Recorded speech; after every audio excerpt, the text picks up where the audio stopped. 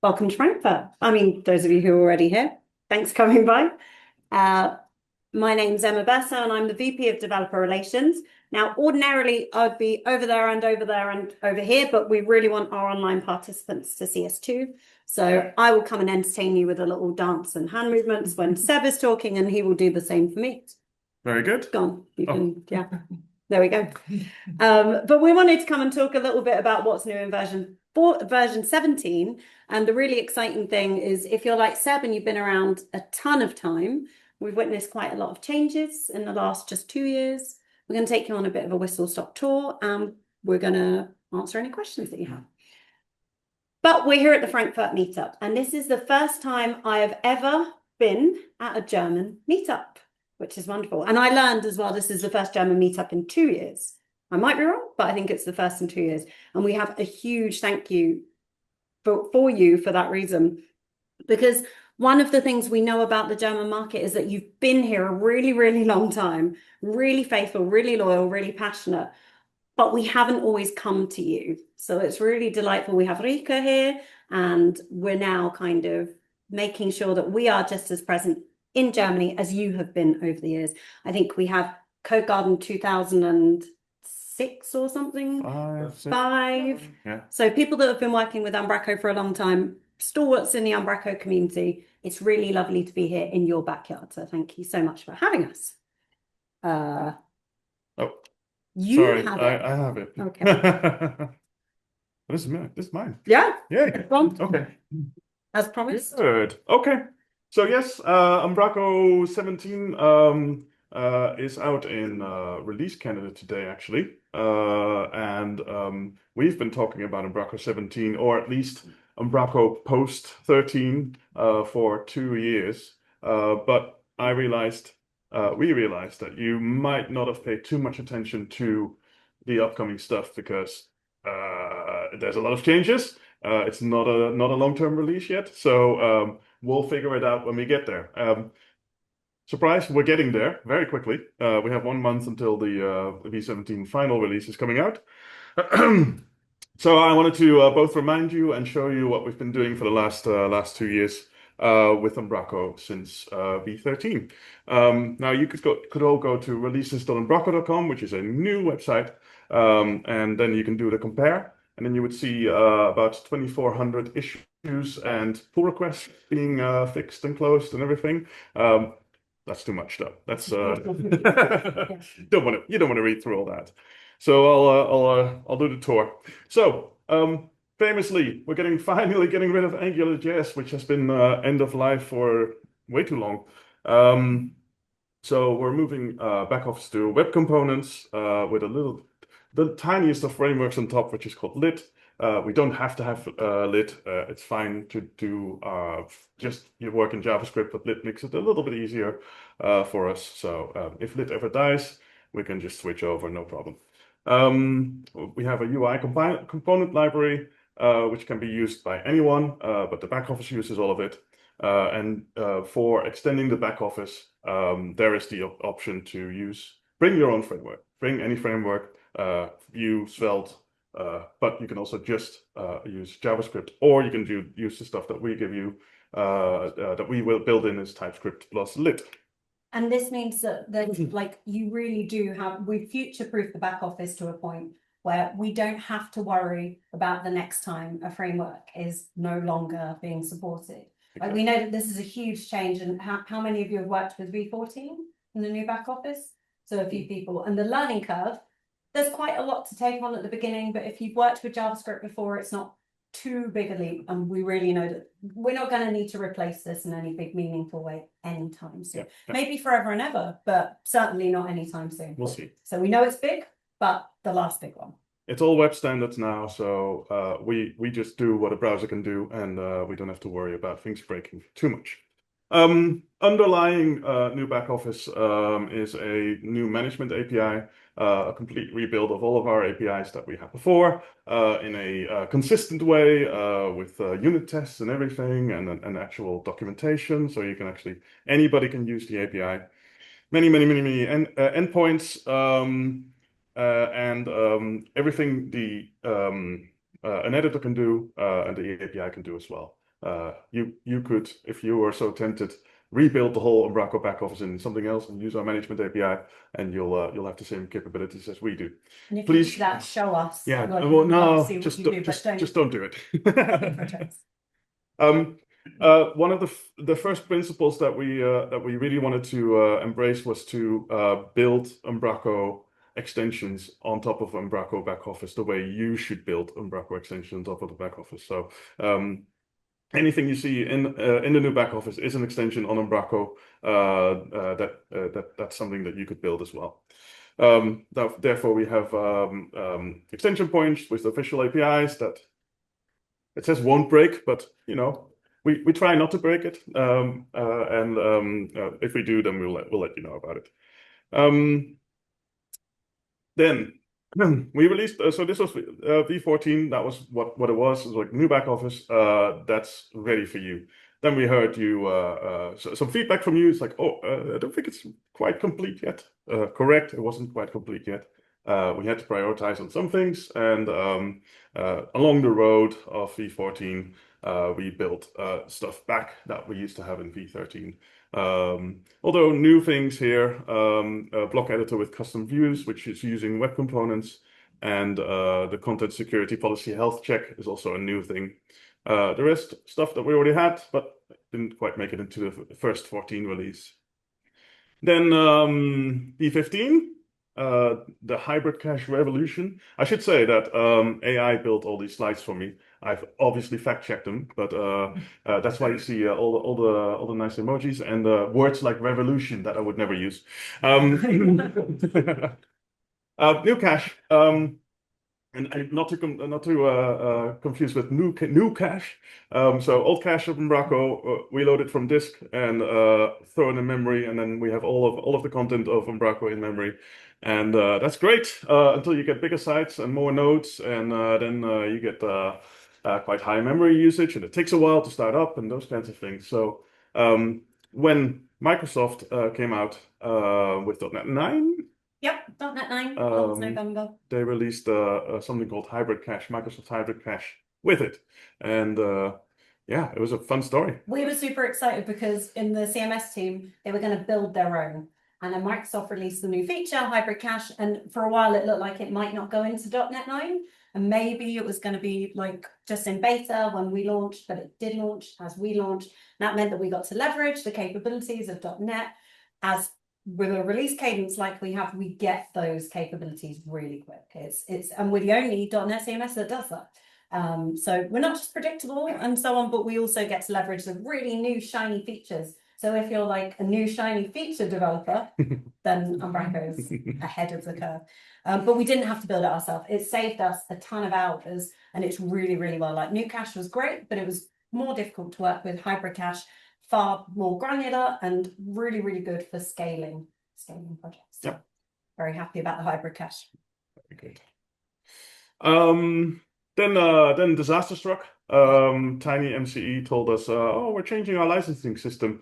You really can't ship Tiny MCE with Umbraco anymore. Well, you can, but you need to pay us for every install of Umbraco that you know of. Can't really afford that, sorry. So we went looking around, and we had done a rich text editor evaluation years before, and yeah, the results were not great. Nothing was better than TinyMC. But this time around, we found something that we missed the first time around. It's called TipTap. TipTap is first of all also based on web components. Yay! That fits with our strategy. Open source, very customizable. Much easier to customize than TinyMC and Umbraco ever was, I will say. Yeah, we shipped that alongside with Umbraco 15, phasing out TinyMCE in 16. There's an automatic migration. Now, for almost all of you upgrading to Umbraco 16 with TipTap, it will just work. All of your content will just look the same. If you have extremely specific things that only work in TinyMCE, ProWorks has a package out that will give you TinyMCE again. You don't have to pay the license, only if you want their pro abilities. So I think most people will be very happy with TipTap. Block level variations. So one of the things that was always hard, in the last few years, we have nice ways to translate content next to each other. All of that works really great, except for block editors, where each block editor would just be one property and would be considered one thing. So once you have everything beautifully set up in German, you want to go to English, you have to set up the whole page again. That's a bit annoying. So now we take the blocks that you already have in German, put them in the English side. If you want to change one thing, you change just one thing. Done. Much easier. Beautiful. Something new that we also introduced was something that, well, it's an API user, basically, client credentials. An API user is an actual user in Umbraco, but it doesn't have access to log into the back office on its own. It allows you to do any machine-to-machine kind of things using OAuth. And of course, Silvano will talk about this later, the MCP server uses that one heavily. It's really great. Also for the MCP server, MCPs can be scary. They can be allowed to do all kinds of things, but you can still lock them down, same permissions as you can get in Umbraco for a normal user. So you can tell it, no, you cannot do that. We're still on the journey. There's still more things that were in 13 and not quite in V15 yet. So some of these things are returned. Much asked for clipboards. Yeah. And some keyboard shortcuts also sorely missing by a lot of people. Then 16 came out, what, 2 months ago? Yes. This is the boring release. The boring release, we hope. Yeah, we tried to make it boring. The letter, the product manager, was like, people have had enough changes. Let's keep this one as lightweight as possible. Not too much learning. We've added some nice features in, but it's not huge. So this is your calm before the storm of 17. Yep. So nice features, property level permissions. So each property in each doc type you can configure user groups to be allowed to either read or write to any specific property on any document type. So there's a permission system built in for that now, which is a long requested feature. Some people have built packages around doing this in a hacky way, and we're like, okay, let's do this in a proper way this time. The other thing about this one is that we spent an entire cycle on just issue tracker. So an entire cycle when nothing new was built, we went back to the issue tracker and closed half the issues, resolved half the issues, and then before we proceeded. It's always difficult to find a balance between working with the issues and building the shiny things that we want. And this was really our time to say, okay, let's clear up some of the mess. Yeah. And that took some do inspiration. it again. That's the other thing, Shep. And we'll keep doing this, yes. One off. Yeah. Some other things, content segments was already supported, but it was a bit hacky in 13. Now fully supported. We have improved the developer experience in the back office, and as a side thing, we like new projects. So we released something called Umbraco CMS.search, which is a really lovely way to use the examine search in Umbraco better. So native faceting support also been asked for a long time. But you could also swap out examine for something like Elasticsearch or other things, and this. You'll see a theme throughout these things, but this all leads to we want to scale out things more. So stuff that's happening, it's built to help us scale stuff. As a side package for now, so that it doesn't go into Umbraco for a while, so that it's not very exciting. You only use it if you need it. We can track the bugs on it and see what needs to happen, and we can iterate quickly on it, and it doesn't disturb the V17 or V16 release at all. Then 17 release candidate was out this morning. Yeah, who's worked with it today? Yes, neat. Damn it. Yeah. When 17 final comes out, but I want you to test this now, by the way. If you're already on 14, 15, 16, if you're already on 13, actually. If you're already 13, try to go to 17, see if the upgrade works. It will work for schema and content, but and it looks like I put a swear word there, but it's more like there's a few asterisks. to this. If you have custom stuff, if you have AngularJS implementations that you need to replace, the site is going to have a problem later. Sorry, inside joke from earlier. Then yeah, there's a bit more work to do, and we know about it. There's lots of documentation around it, and please let us know what you're missing in documentation there. Exciting new things in 17. I mean, how excited can you get about UTC date and time? So excited. We are upgrading all of your date times to or upgrading or just changing them to UTC, so they will be the same everywhere in all the locations. There is also a new date time picker. I'll show you that one in a minute. Yes. Then there's something called entity actions. These are entities, things like nodes and other things in the back office. Entity actions, I'll show a demo of that in a minute. We want to make things a bit easier and quicker for you. Entity signs are these things. So this is a protected node, and this is a protected node with something scheduled for publishing. I don't know if you can make these signs as well. I don't know how many will fit in this space, but it's a challenge to you. If you want to do a little hack, see when it starts breaking, please. Most importantly, we've had these before, and people are always like, there's a sign here, I'm not sure what it means. Now, when you hover over them, you actually get an explanation of what you're looking at. Very handy. This is the one I get most excited about. Control S works everywhere. You just save stuff. We should end on that. Exactly. I'm so happy. Control S, Control P for publishing if you're on a content node. Escape works in all the places as well. So it's really lovely to make Umbraco quick again. Sorry. I'll talk about collection views in a minute. You can read up on this later. But the one thing I didn't think made it to V17, but someone was just like, yeah, it's already in there, is load balancing of the Umbraco back office, so we can scale that one as well. So if you have many editors working at Umbraco at the same time, get slow. If you have one server, now you can have multiple servers. Daytime picker? Daytime picker. All yours? Let's see. So we have a new daytime picker that actually allows you to either ask for what time zone do you want to save this time in. That's this one. You can choose from any of the time zones available. And if you start typing, then you can find them a bit easier, of course. So it says you selected something UTC 9, which is equivalent to blah, blah, blah in your local time. You can also restrict this to just a few time zones. If you know that your editors only use a few time zones, then then they don't have to scroll through the whole list. And then you only have 2. I talked about entity actions before.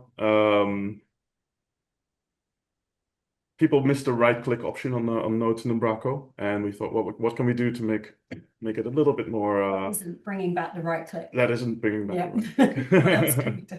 A little more handy for you. Yeah. We thought for things like nodes, what is the first and most used action is create a new node. So there's a plus button. What is the first and most used action on the recycle bin?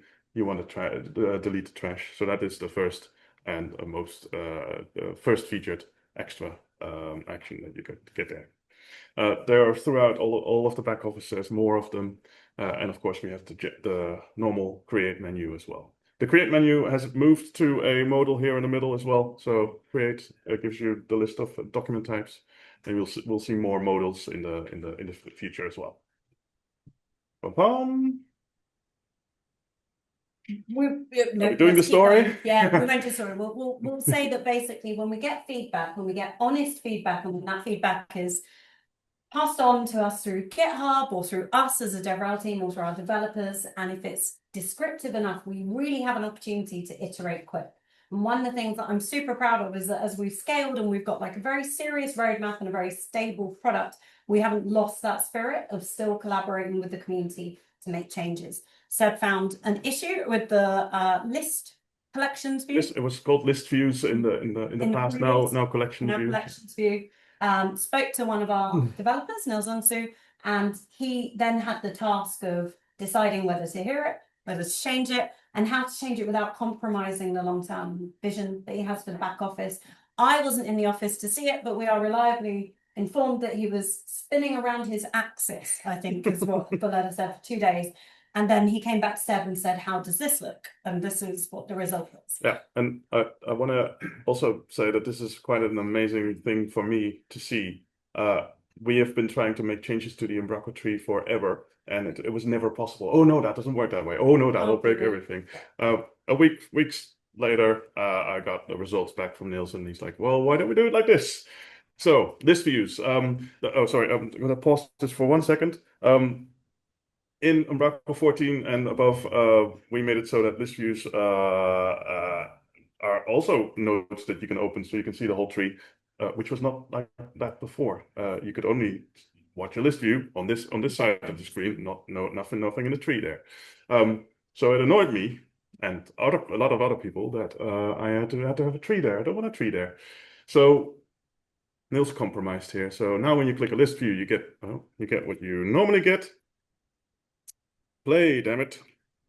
It's because I paused it manually. So we get it like before. We open a list view. We get nodes that we can click on, and then the compromise here is that we get a few of the surrounding nodes in the tree here. Because Niels was really like, I think people get lost in where they are, especially if you have nested list views. People find it hard to figure out where in the navigation are they. So we get a few of the list items in the list view, plus a ... item here to expand the rest of the tree if you wanted to. I think it expands by increments of 20 or something like that. Oh, I don't know what else was in that big. That's fine. The video is fine. Yay, RC is ready. Which means that as of today, you can start playing with it, you can start building with it, and you can start telling us what the pain points are. So at this point, we have tested it. We've had other people test it. People have worked with the beta, however you want to pronounce it. But the really wonderful thing that we see happen is as soon as you start working with it, that's when we really learn what needs to be iterated on, what needs to be changed. There are so many like duh moments once you are working. Now, we can't always see it internally, but this product has been made brilliant over the years by listening to you. So if you can have the time to get your hands on the RC, get on it now, because we're releasing the final version at the end of November. Not that it's too late then, but you don't want to wait for the next version before your changes are in. If you tell us at this point, as we saw with that last collections view, I still want to call it this view, old school, with collections view, things can happen really quick, as long as we hear from you. We can't fix what we don't know. What you just said. Yep. And this is one of the things that came out with the release post, actually, and it's from Boletta, our CMS product manager. Your directness is really a prize for us as an organization. Many organizations our size do not have a vocal, honest, and quick community, and that's why we're really able to ship things that are useful to you. We're able to ship things that work for you and work for your clients. So this is a really nice way of saying you have shouted at us. And thank you for doing it in a friendly way as well. You screaming at us. And as a result, we think we've made changes that you're going to feel when you work with this release. And if you feel otherwise, you should let us know. In a friendly way. Yeah, but in a direct and friendly way. So this phrase is often called dog fooding in tech, eating your own dog food. We didn't like that. We drink our own champagne internally. And one of the things that we're doing is building our new community website, all in public, on cloud, open sourced, and on the latest versions. Our .com is also on the latest version, or 16 at the minute. Yeah. But with the community website, it's not just on cloud, it will also be open source so that you can use code as examples, but you can also create your own pull requests and change it with us. Seb's been involved in that project. Yeah. And quite enjoyed it. And I quite enjoyed it. So which is a miracle, because Seb's history with Umbraco Cloud is an interesting one. It's not. It hasn't been very good. So my first ever demo of Umbraco Cloud that I did when we sort of like launched something in 13 or 14, I can't remember exactly. It's like literally everything went. Of course, I chose to do a live demo, so everything went wrong. Everything went wrong every step of the way, and I was not very happy. So I vowed I would never talk about cloud again in public until I thought it was good enough to talk about. And I haven't had the chance to put a slide in for the last 2 years, but it's been good for the last 2 years. But now I really need to sing its praises. I am super enjoying working with cloud. Secrets is great. Um, deployed transfers are better than ever. CI/CD is what I've been using all this time. We found some problems with it while we were trying to make a proof of concept. Talk to the cloud team. They immediately were like, "Oh yeah, that's interesting. We can do something with that." Really, really good story. Really happy with what's happening. And of course,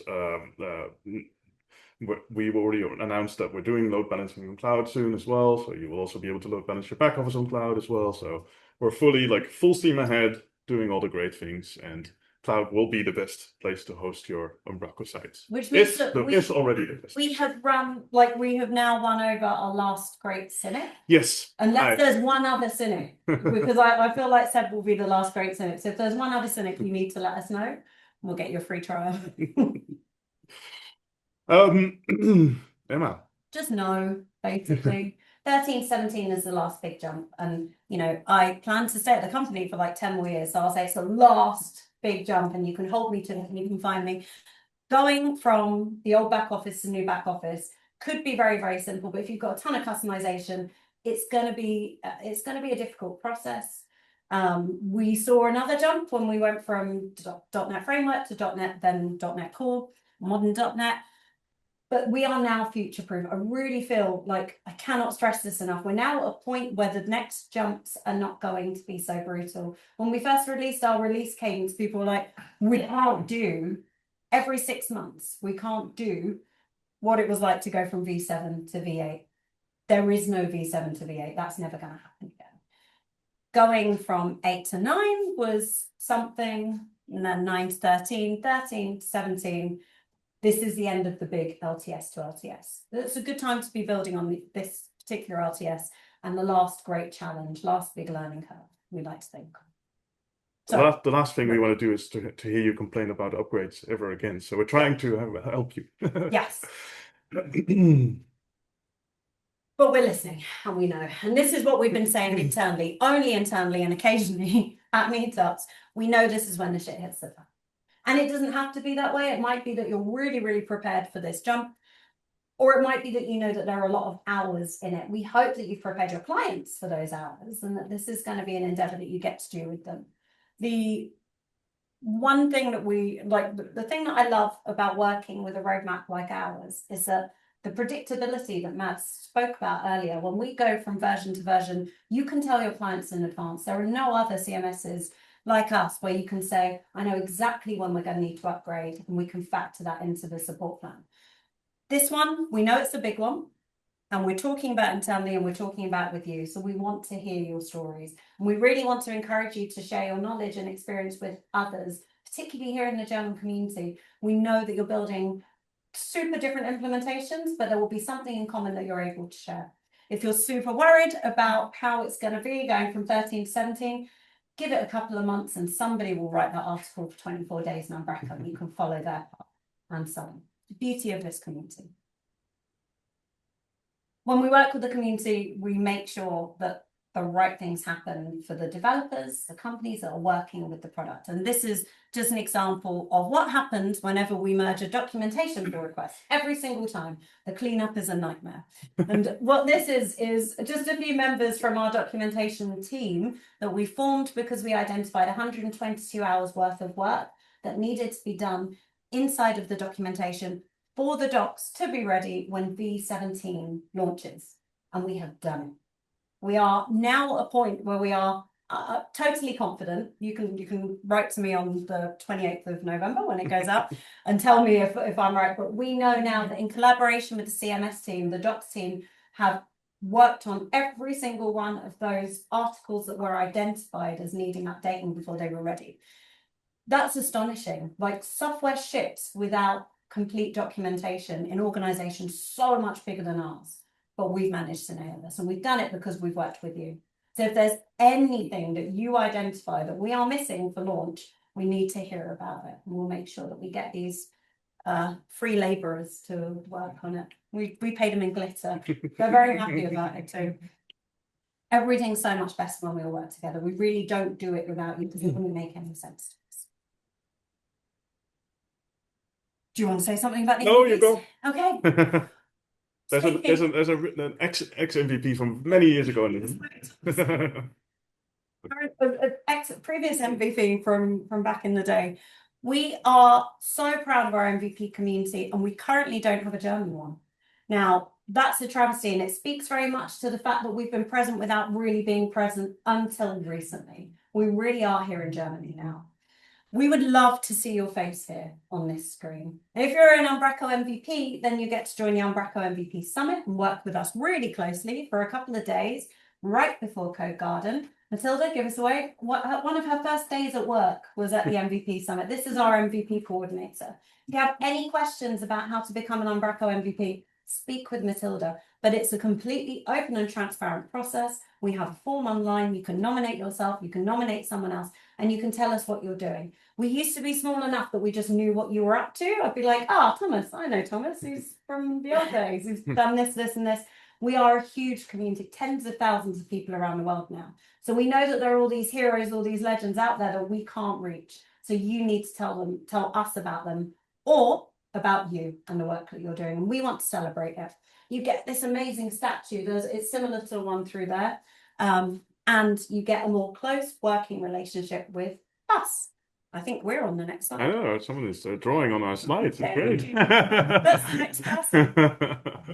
So getting involved in the community doesn't have to be making pull requests. It could be raising issues. It could be all sorts of things. We've got Alan on the call here. And one of the things that he did was steal a meetup in the US. It was just a meetup that didn't have an owner, didn't have a host. And he was like, right, I could take over that. So he let me know that that's what he had done. Then he hosted the meetup and he spoke to .NET developers about Umbraco. There are so many bizarre and random opportunities out there where you can advocate for Umbraco, or you could contribute to our wider community. This is one example that I certainly hadn't thought of. Code Cabin, Silvano's been to Code Cabin, an event that took place in the UK and will be taking place in the US. Another absolutely bonkers example of something we never could have thought of internally, but out there in the community, these ideas happen. This cheese and wine meetup, we never would have sanctioned anything as strange as this. So come to us with your ideas, because we're really listening and we want to get behind them, and we can support them in any way that you request support. And this is us, I think. Look, we're so friendly. So we have Matilda over here. This is us pretending that we don't know a photo is being taken. We've got Seb, myself, Lottie, Lucy on sabbatical, Alan the meetup thief, and Laura, who is working on our community website too. But it's us that you'll be talking to when you ask Devrel a question. And we're not the only ones. There are people all across the business who are ready to answer your questions. You should scan this, and this will show you some of the pathways. We always get asked at events like, what can I do? And the answer is, I don't know. It ends up being like an interview, like, what do you like to do? What's your passion? Alan, the meetup thief, he put together a fantastic landing page that can really help you work out where your efforts and energies can be best spent. So check it out. 3 minutes over. Thank you for listening. Thank you.